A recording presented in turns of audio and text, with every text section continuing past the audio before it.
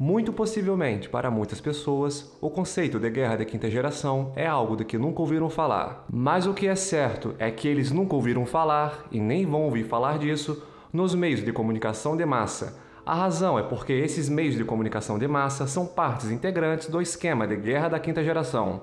Devo primeiro fazer uma síntese da evolução da doutrina militar e dos diferentes conceitos sobre a guerra ao longo da história, talvez simplificando demais, mas o suficiente para entrar no conceito que desejo levantar. Em primeiro lugar, deve-se notar que essas classificações têm a ver com o ponto de vista ocidental atual. Me refiro ao binômio OTAN e Estados Unidos. E, portanto, devemos levar constantemente essa abordagem em consideração ao compreender as táticas e estratégias utilizadas. Como guerras de primeira geração, aquelas cujo objetivo era garantir a soberania e territórios, com seus recursos correspondentes, lutaram desde o surgimento das armas de fogo até o século XX, e onde os contendores costumavam corresponder a impérios, nações ou entidades diversas, que aspiravam se tornar uma coisa ou outra. Também se caracteriza pela formação de exércitos profissionais a serviço dos estados, em substituição às milícias mercenárias, atingindo o seu auge durante as guerras napoleônicas do século XIX. A guerra de segunda geração por excelência é a Primeira Guerra Mundial, de 1914 a 1918, onde as potências imperiais são confrontadas com fortes projeções colonialistas, em busca da expansão das possessões territoriais e do acesso e controle dos recursos naturais estratégicos por esses impérios, em um mundo industrializado e cujas necessidades em matéria os prêmios evoluíram. Suas características mais importantes são a industrialização e a mecanização, e um dos seus elementos fundamentais é a capacidade de mobilizar grandes exércitos e o uso de máquinas de guerra. A Guerra de Terceira Geração abarcaria a Segunda Guerra Mundial e o período subsequente, a chamada Guerra Fria, onde o que se disputava principalmente era a supremacia político-ideológica, enfrentando blocos ideológicos antagônicos ou alianças entre si, fatismo versus democracia e capitalismo e o comunismo durante a Segunda Guerra Mundial, e que, posteriormente, após a derrota do Terceiro Reich, se transformou em um confronto entre democracia e capitalismo versus comunismo, que, sem nunca confrontar diretamente as duas superpotências, no caso Estados Unidos e União Soviética, disputavam-se as esferas de influência geopolítica mundial e o avanço dos seus respectivos blocos ou alianças. Baseia-se na velocidade e na surpresa de um ataque, conceito Lightning War, na base de uma superioridade tecnológica sobre o inimigo, impedindo qualquer execução coordenada da defesa do atacado, fazendo uso intenso da concentração de forças e condições coordenadas de ar e solo, a interrupção das comunicações inimigas e o isolamento logístico de suas defesas, causando um impacto psicológico intencional e aterrorizante. Nesta fase, além da própria capacidade industrial do inimigo, os civis são massivamente atacados para evitar que apoie a indústria bélica de que o inimigo necessita para continuar a guerra. Em 1991, Martin Levy van Creveld, historiador militar israelense, entre outras coisas, instrutor do US Naval War College, publicou The Transformation of War, uma obra que daria à guerra de quarta geração um corpo intelectual. No fundo, eu resumiria que a primeira geração é baseada na mobilização de mão de obra, a segunda no poder de fogo e a terceira na liberdade de manobra. No entanto, os paradigmas mudam substancialmente no que podemos chamar de guerra de quarta geração, ou também definível como guerra assimétrica, onde tanto os recursos utilizados como os objetivos e interesses a atingir abrangem tanto os interesses públicos, compreendam isso como estatais, como privados, interesses de empresas, multinacionais, etc. O principal teórico desse conceito seria o estadunidense William Lind, especialista em assuntos militares e ex-diretor do Centro para o Conservadorismo Cultural da Fundação Congresso Livre, autor de A Face Mutável da Guerra, rumo à quarta geração, de 1989, cujos conceitos derivam da ideia central de que o Estado perdeu o monopólio da guerra e, portanto, este tipo de guerra visa enfrentar os novos desafios colocados por essa situação. Provavelmente, neste momento, você deve estar se perguntando: certo, Gonzalez, mas por que também é chamada de guerra assimétrica? Porque é uma teoria a nível tático que vai desde o aspecto armamentista ao psicológico, abrangendo qualquer aspecto político, econômico, social e cultural de uma nação, com o objetivo de atingir o sistema mental e organizacional do adversário. Essencialmente, isso o torna totalmente assimétrico. Seus conceitos táticos baseiam-se no fato de que, dada a enorme superioridade tecnológica alcançada na fase anterior, a Guerra de Terceira Geração, em face dessa assimetria de forças entre competidores, só é concebível usar forças irregulares ocultas que atacam o inimigo de forma surpreendente, tentando provocar sua derrota desestabilizando seu rival, ou seja, com o uso de táticas de combate não convencionais. Por isso, também são chamadas de guerras assimétricas e porque conflitos como a Guerra do Vietnã, Guerra do Afeganistão de 79 a 92 ou o longo conflito colombiano, entre outros, se enquadram nesta categoria. E finalmente chegamos à chamada Guerra de Quinta Geração, ou também chamada por alguns de Guerra Sem Limites, é onde não interessa ganhar nem perder, mas sim demolir a força intelectual, obrigando o adversário a buscar um compromisso para o qual utilizará todos os meios e que até faça supor que o uso de armas não é estritamente necessário.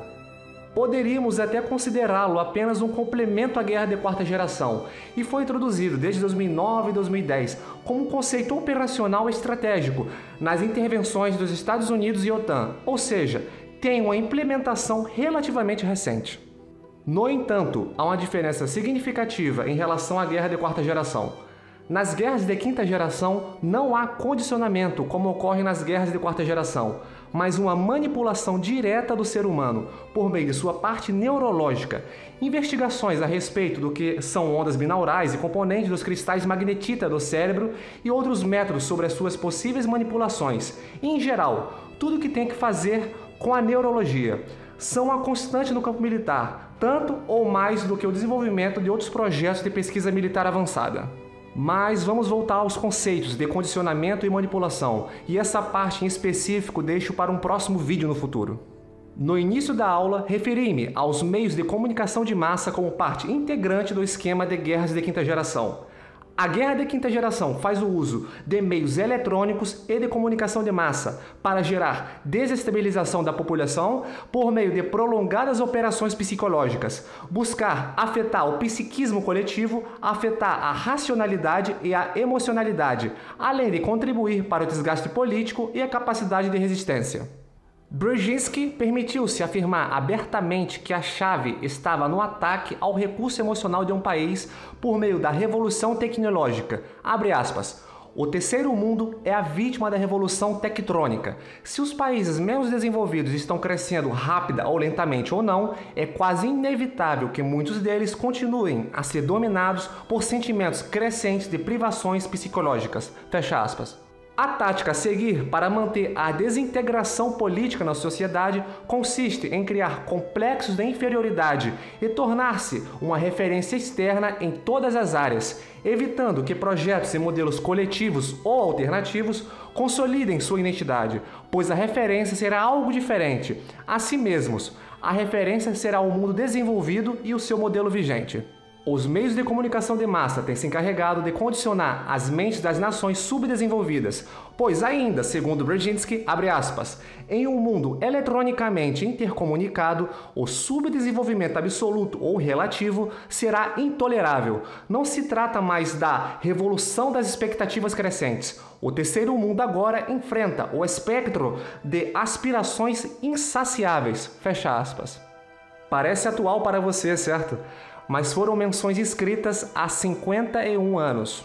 Nessa linha, o general Tony Franks, durante a invasão do Iraque, definiu a imprensa não como um quarto estado, mas como uma quarta frente, e foi então que se lançou a questão da incorporação de repórteres, o que significa adotar, em grande parte, a visão para os soldados de um lado e fornecer os planos para a mídia mais próxima para divulgá-los do alto comando. Um trabalho bem coordenado com Victoria Crocker, assessora de comunicações e subsecretária de defesa para assuntos públicos de Donald Rumsfeld.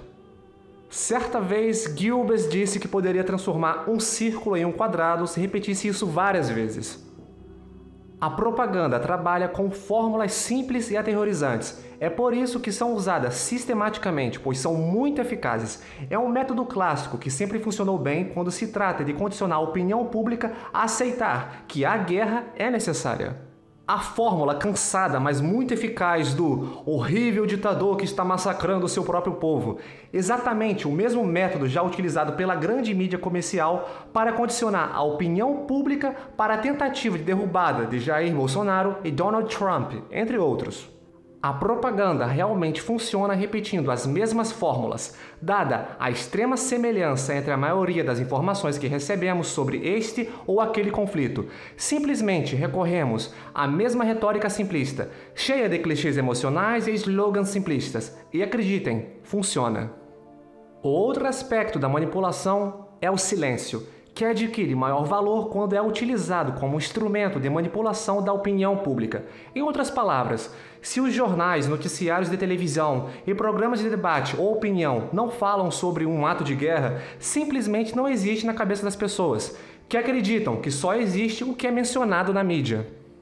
E o lado oposto do silêncio é diretamente a fabricação das notícias. E chegamos à fase final, a conquista. O objetivo final, a conquista, é o domínio de um território ou nação, segundo o sociólogo Ángeles Dias, passando por 4 fases: isolar, demonizar, invadir e isolar novamente, sendo a mídia o eixo fundamental em cada uma delas. Uma vez que a ideia de isolamento se concretizou e se instalou no subconsciente das pessoas, a primeira fase se completa. Em uma segunda fase, o esforço é feito para garantir que todas as notícias que apareçam na mídia sobre o inimigo tenham conotações negativas. Em qualquer notícia sobre o alvo selecionado, o nome do país ou facção inimiga ou de seus líderes aparecerá nas manchetes. Para o comunicologista Vicente Romano, uma das técnicas de manipulação mais eficazes para essa conquista da mente é a personificação da política, pois por meio dessa personificação, a atenção das massas é desviada dos problemas sociais. Poderíamos acrescentar que eles fornecem um ícone sobre o qual projetar e identificar todos os valores negativos ou contrários à visão do agressor. Resultados? Binômios associados em nossas mentes, automaticamente identificados como, por exemplo, Iraque Saddam Hussein, Afeganistão Al-Qaeda, Líbia Gaddafi, Síria Al-Assad, bomba atômica Irã, Putin agressão. O campo de batalha, neste caso, as mentes de parte quase totalitária do planeta Terra já foram conquistadas e essas mentes já estão preparadas para a fase final: invasão e dominação. Bom, vamos chegar ao fim desse podcast, para não ficar demasiadamente gigante, massivo. Vamos continuá-lo, ou partes específicas dele, no qual vocês tenham gostado, ou queiram uma maior abertura de conhecimento de alguma parte específica, em uma próxima oportunidade, em um próximo podcast. Vamos encerrar por aqui. Espero que tenham gostado, espero que se inscrevam no canal, me apoiem, porque eu tento oferecer um trabalho diferenciado, não é igual a outros canais. Sempre tento buscar aqui conhecimentos pouco explorados, né? Ou que é de difícil acesso à opinião pública. E é isso. Fiquem com Deus, que todos fiquem bem, seguros e